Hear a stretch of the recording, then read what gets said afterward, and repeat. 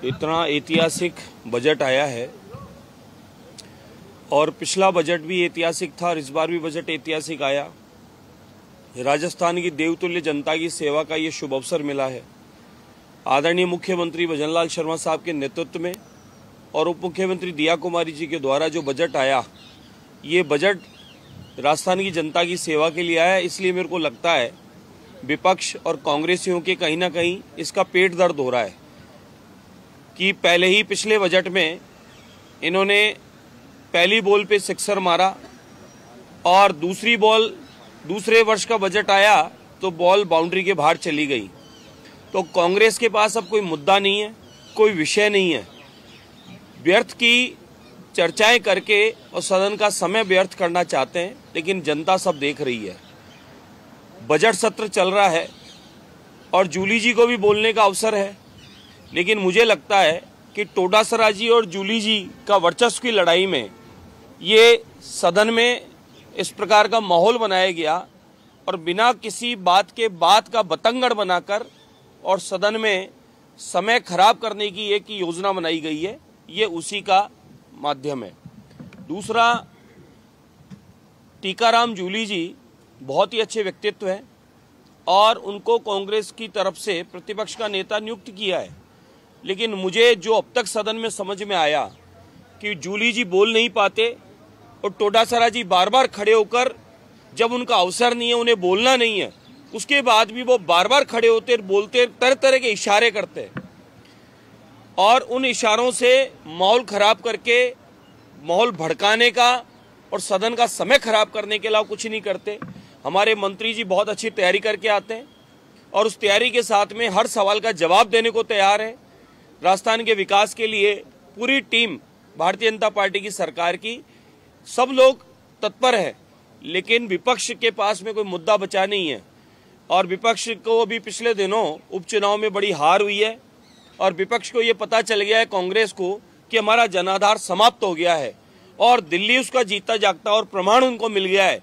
तो अब वो क्या करें, दिल्ली वाले के मम्मी बेटा जीजी जिया जी 4 लोगों के जो उनके आका हैं, उनको खुश करने के लिए वो इस प्रकार की व्यर्थ का माहौल खराब करने का काम करते हैं। लेकिन अब राजस्थान की जनता ये सब जानती और समझती है। आने वाले समय में जो थोड़ा बहुत भी इनका आधार है वो भी समाप्त हो जाएगा, इन स्थितियां बनी रही तो।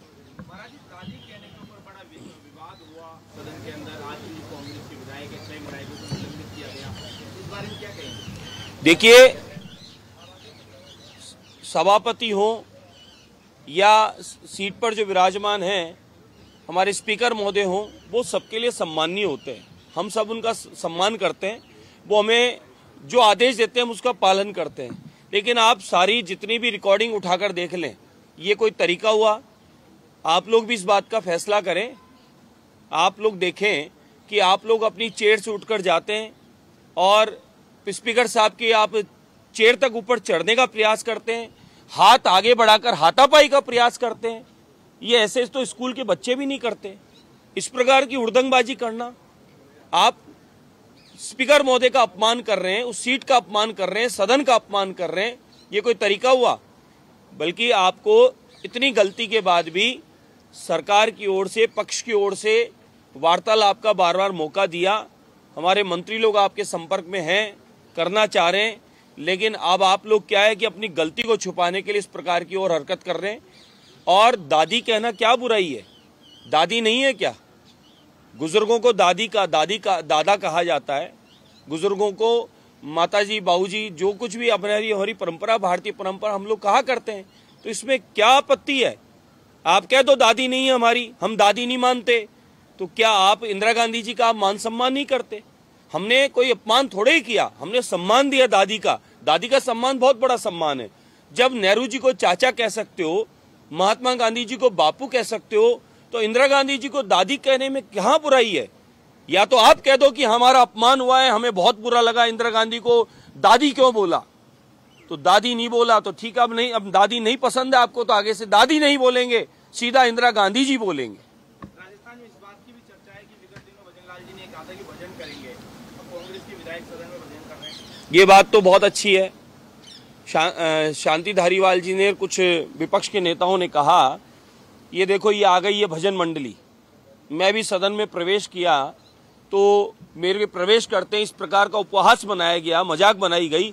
आगे देखिए देखिए आगे ये भजन मंडली लोग आ गए, ये इस प्रकार के ये इन्होंने शब्द बोलते हैं। तो इससे पता चलता है कि सनातन से, भजन से, सत्संग से, यहाँ की परंपराओं से, यहाँ के तीज त्योहार उत्सवों से ये कांग्रेसियों को नफरत है। ये भारतीय सभ्यता से इनको बड़ी नफरत है और इनको ये भारतीय कल्चर जो है ये इनको कहीं भाता नहीं, पसंद आता नहीं। ये लोग रोम से, इटली से, कोई पड़ोसी देश पाकिस्तान इत्यादि के मित्र, इनके मित्रता बहुत ज्यादा है। तो इनको क्या है कि उधर का भाव आता है न कि भारत का कोई भाव इनमें, संवेदना इनमें प्रवेश कर रही है। उसी वजह से इनको भजन सत्संग से आपत्ति है। लेकिन भजन लाल जी ने कह दिया था कि अब आपको भजन तो करना पड़ेगा, तो ये बात सत्य है। मुख्यमंत्री ने कह दिया तो अब भजन मंडली, उन्होंने कह दिया तो भजन मंडली को करना ही पड़ेगा।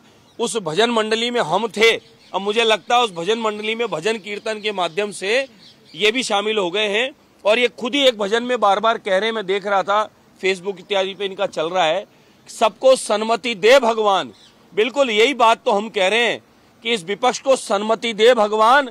जो ये सन्मति आवे, इनके अंदर सद्बुद्धि सद्ज्ञान आवे तो ये सदन को चलावे और जो जनता ने इनको चुनकर भेजा है सेवा के लिए, उस सेवा को ये आगे बढ़ाए। अन्यथा ये आजादी के बाद से अब तक इस देश को बर्बाद करने के अलावा, लूटने के अलावा इन्होंने कभी कोई काम नहीं किया। वो काम भी अब तक करते रहेंगे। इसलिए इनको सन्मति भगवान दे ही दे, यही प्रार्थना हम करते हैं।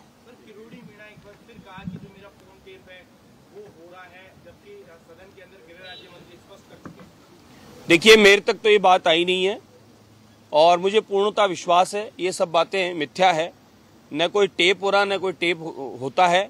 हाँ, कांग्रेस में जरूर हमने सुना था, उनके ओएसडी लोकेश जी ने कहा था, कुछ कांग्रेस के सरकार में कुछ उनके नेताओं ने, कुछ एमएलएज ने भी ये बात कही थी कि कांग्रेस के गहलोत साहब फोन टेप करवाते हैं, रिकॉर्डिंग करते हैं, हमारी जासूसी करवाते हैं। इस प्रकार के कांग्रेस में मैं लगातार सुनता आ रहा था और अभी भी उनके पूर्व ओएसडी रहे हुए लोकेश शर्मा जी ये बात बार बार बताते रहते हैं कि गहलोत जी इस प्रकार से लोगों की जासूसी कराते थे, फोन टेप कराते थे और गहलोत जी इस प्रकार से अपनी सरकार को अपनी मुट्ठी में, अपने एमएलए को अपनी मुट्ठी में, पावर में धमका के, डरा के रख के और वो अपने पावर से उसका गलत उपयोग करते हुए चलाते थे। ये जरूर मैंने लोकेश जी के माध्यम से कई बार मीडिया के माध्यम से भी सुना है।